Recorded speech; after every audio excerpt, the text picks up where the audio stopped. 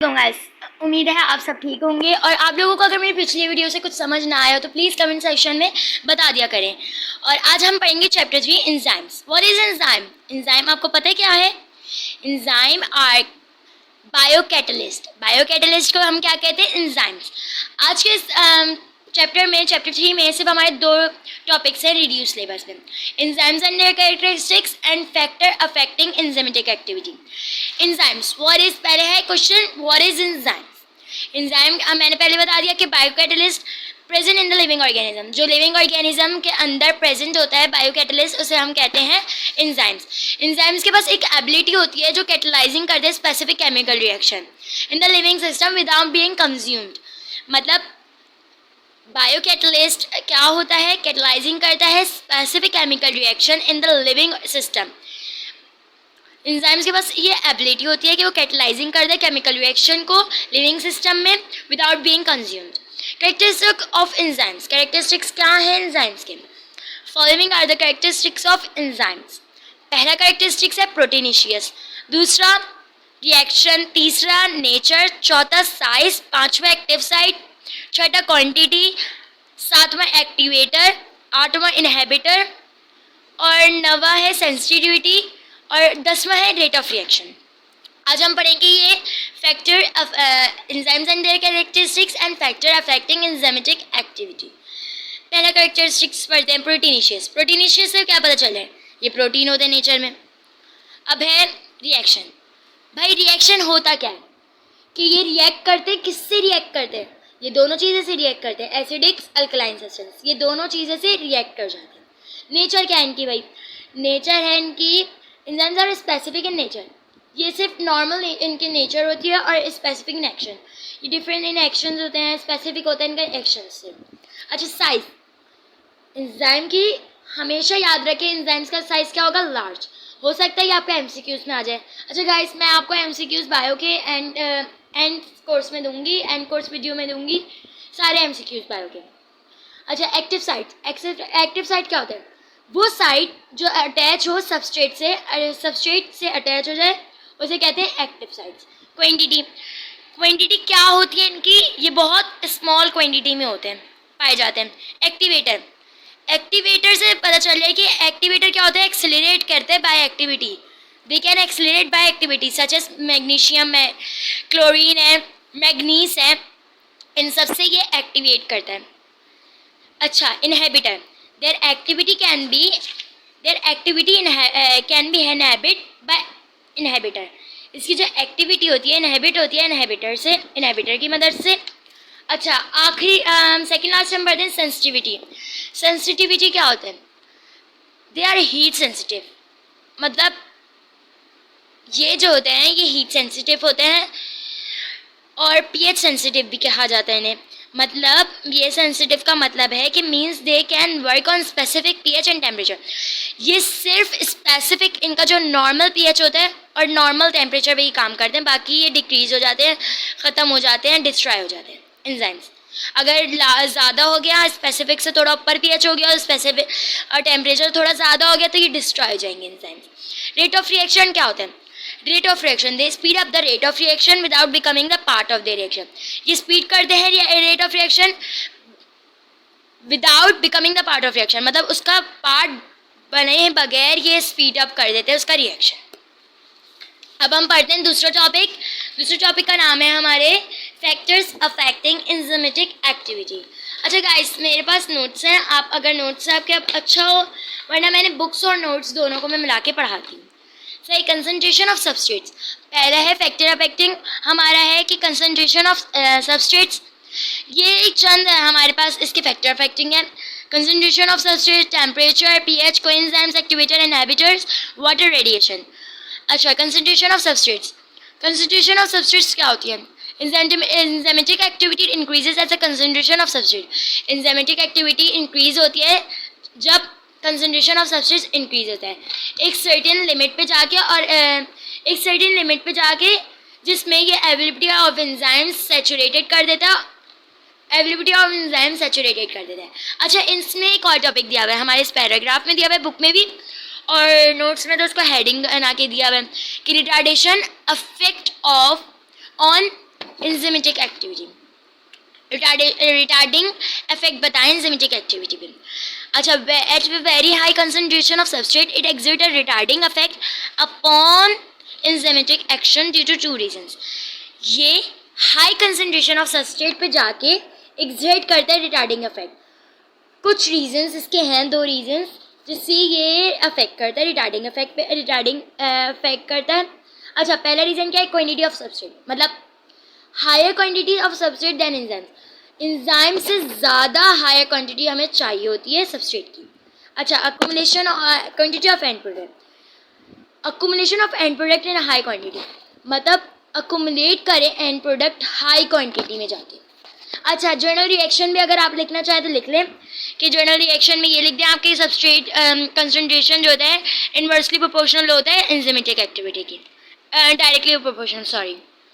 अच्छा, टेम्परेचर क्या है? इसका दूसरा फैक्टर्स है टेम्परेचर। एंजाइम्स जो होते हैं वो हीट सेंसिटिव, मैंने बताया आपको। इसका नेचर क्या है, वो उसका क्या बताया था मैंने, नेचर हीट सेंसिटिव होते हैं।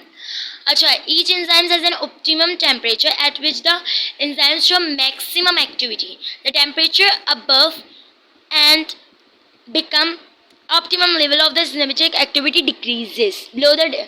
अच्छा, एंजाइम्स मैंने बता दिया कि हीट सेंसिटिव होते हैं, और एंजाइम्स जो होते हैं इसकी एक ऑप्टिमम टेम्परेचर, ये भी मैंने बता दिया, और ऑप्टिमम पीएच होता है।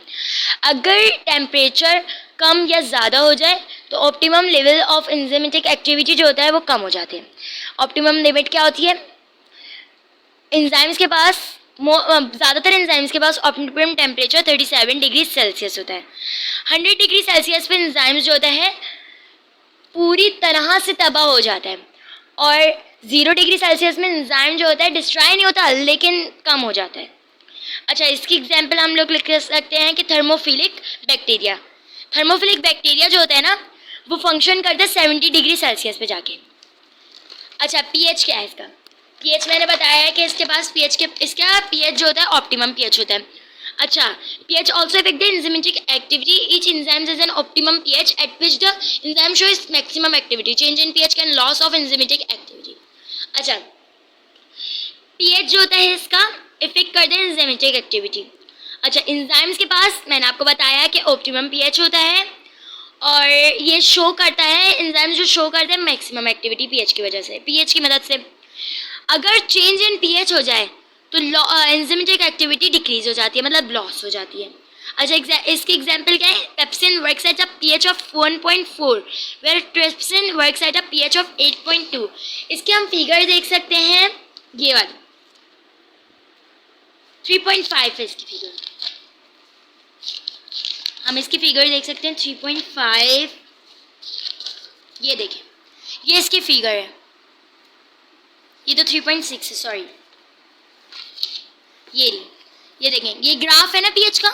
आप ये भी बना सकते हैं अगर आपका अच्छा अपना लॉन्ग, अगर लॉन्ग में आया तो अब ये बनाना ज़रूरी है क्योंकि आपका अच्छा लॉन्ग हो जाएगा। अच्छा, फिर उसके बाद है कोएंजाइम्स, एक्टिवेटर, इनहिबिटर। अब कोएंजाइम्स, एक्टिवेटर और इनहिबिटर के बारे में। कोएंजाइम्स क्या होता है? कोएंजाइम्स वो होता है कि कोएंजाइम्स जो होते हैं प्रोस्थेटिक ग्रुप होते हैं ऑर्गेनिक सब्सटेंस के, इसे कहते हैं coenzymes. Certain enzymes are unable to perform their activity without these substances. कुछ एंजाइम्स जो होते हैं वो एबल नहीं होते हैं परफॉर्म कर सके एक्टिविटीज़ को इसके कुछ सब्सटेंसेस के बगैर, जैसे कि कोएंजाइम्स हमने अभी आगे पढ़ेंगे, क्रेब्स साइकिल, ग्लाइकोलाइसिस, इसमें पढ़ेंगे आप। NAD, FAD, ये सब आप ग्लाइकोलाइसिस और क्रेब्स साइकिल में पढ़ेंगे। अच्छा, एक्टिवेटर चैप्टर 11 क्रेब्स साइकिल और ग्लाइकोलाइसिस का। अच्छा, activator, the substances which increases the pH activity increases the activity of enzymes are called activator. They are inorganic in nature. Activator क्या होते हैं? इंक्रीज करते हैं एक्टिविटी ऑफ एंजाइम्स, तो इसे कहते हैं एक्टिवेटर। दे आर इनऑर्गेनिक होते हैं नेचर में, जैसे कि मैग्नीशियम एक एक्टिवेटर है एंजाइम्स का। Phosphate and zinc are activator carbon anhydrase, सही है। अच्छा, इनहिबिटर क्या होता है? जो इनहिबिट करते हैं एक्टिविटी को वो इनहिबिटर होता है। इनहिबिटर 2 टाइप्स के होते हैं, competitive inhibitor and non competitive inhibitor. Competitive inhibitor क्या होते हैं? कॉम्यूटेटिव इनहिबिटर वो इनहिबिटर होते हैं जो बाइंड कर दें एक्टिव साइट को एंजाइम्स के साथ, और एक्टिव साइट को is not available for the substrate.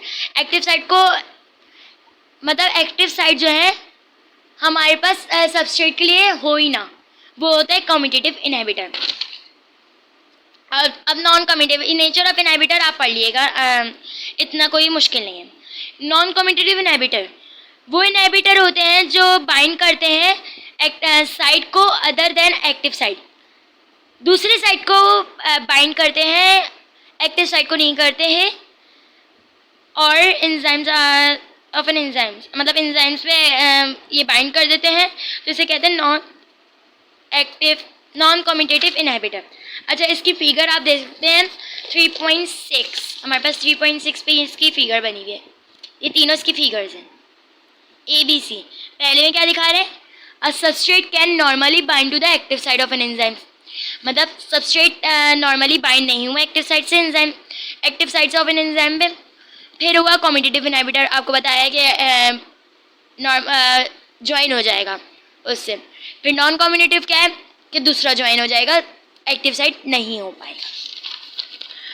अच्छा, फिर हमारा है फीडबैक इनहिबिशन। फीडबैक इनहिबिशन हमारे पास वो टॉपिक दिया हुआ है सी का।